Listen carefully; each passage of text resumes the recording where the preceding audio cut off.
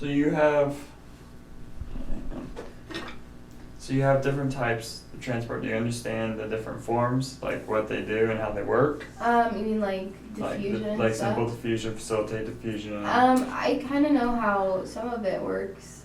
I'm not sure. I don't know if I understand all of it, but I understand how some of them work. Okay, so we'll just talk about them all. That way we can get this all connected.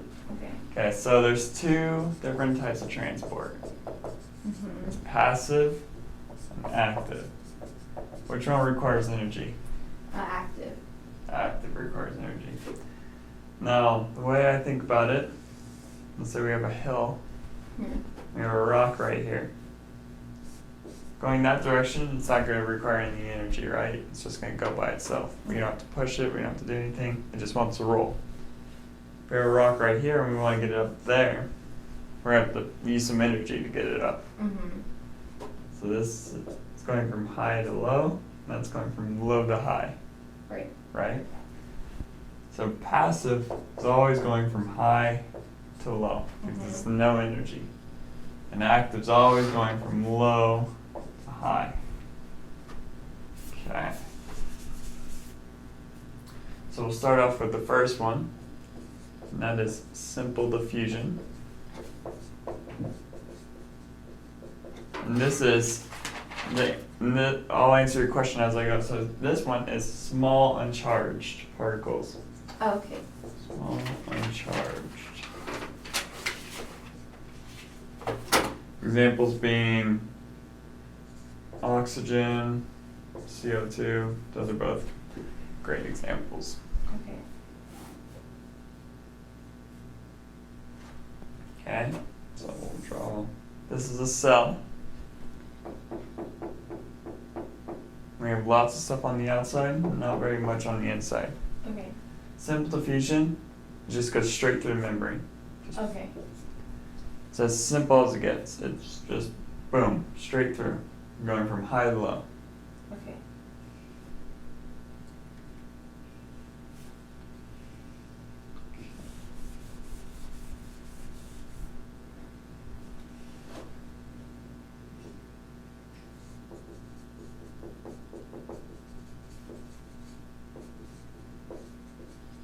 The next one is Sellotape diffusion. Okay. And this is for big charged molecules. Examples being glucose, sodium, anything that is too big and has a charge on it. Just the reason being is because of that phospholipid bilayer, how it doesn't like, in the middle it's hydrophobic, it doesn't like those charges. It doesn't like charged molecules, so it doesn't let charged molecules go through. So facilitated diffusion doesn't let charged molecules go through? No, facilitated diffusion does. Oh. But the cell membrane doesn't. Oh, okay. Yeah.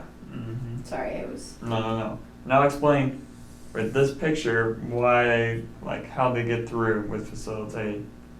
So you have a lot out here. And in simple diffusion, it just goes straight through the membrane.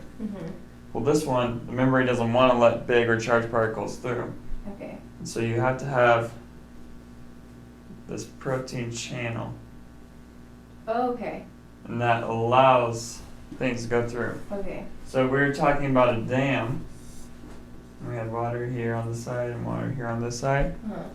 The water naturally wants to go that way, right?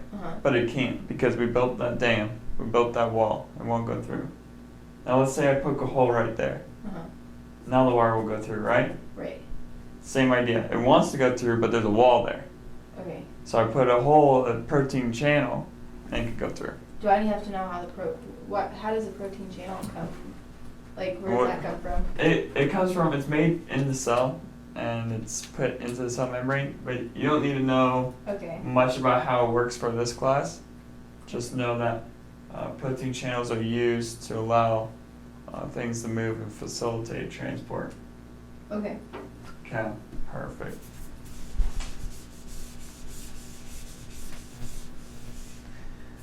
And then you have osmosis. Osmosis only deals with water. It's Okay. the movement of water. Now, if I were to have a cup of water, put a cell in, let's say this is 100%, it's pure water.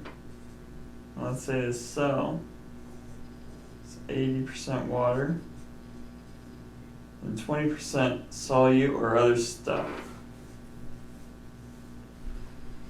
Which way is the water going to want to move? Into the cell. Why? Because there's room for water, right? Because a solute. Hold on, let me just think about it. No, you have it. Because a solute dissolves. Because I don't no, know. you know. So it's because water wants to even out the percentages and wants to get as close as possible, and so it goes to where there's more solute. Oh. It always goes to where there's more solute. That's kind of what I was. Yeah, I know. Thinking. I got you.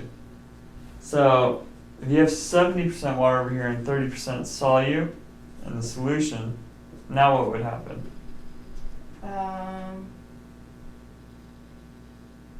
There's 30% solute in In the fluid, and then still 20% solute in here and 80% water in the cell. there. I don't know. Wouldn't really try as hard to. It would want to go out of the cell. Why? Because to even out. Yeah. So there's more solute over here, right? Mhm. Water likes to travel to where there's more solute. Okay. Water wants to even out those percentages, and so it always travels to where there's more solute. Okay.